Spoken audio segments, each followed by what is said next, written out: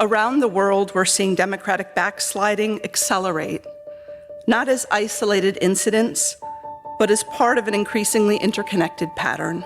We all know that this is a critical moment.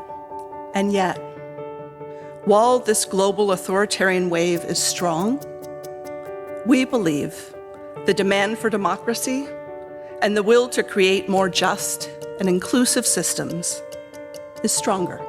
If we understand what the struggle for the restoration of rights, freedoms, and democracy is about, then we need to understand that solidarity is the way to go. It takes mass mobilization by diverse parts of society, diverse sectors, pillars, communities, to be able to shift elite incentives. In many cases, the biggest advances in democracy came from masses organizing against the collusion between economic and political elites.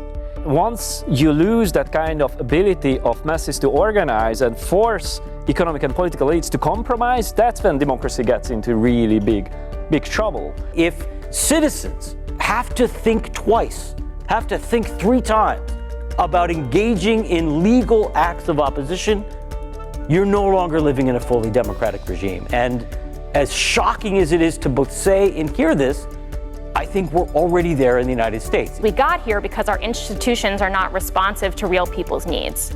And movements build movements that are for real people's needs. The main strategy is how we can build this international solidarity and collaboration, because that's the only way we can effectively face the current global phenomenon on democratic backsliding. What does it mean to build a democracy that doesn't just tolerate difference, but embraces it?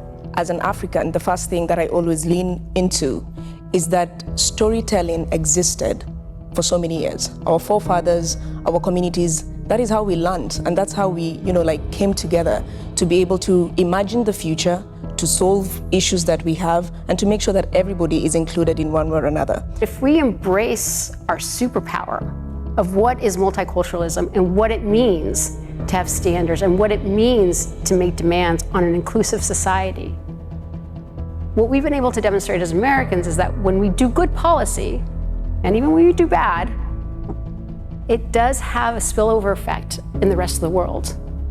The world is full, so full of examples of transformative change that were forced because the masses came together, whether at a domestic level or, like in the case of South Africa, at an international level. And so these struggles should serve as reminders that a different world is possible and that together we can imagine and build it.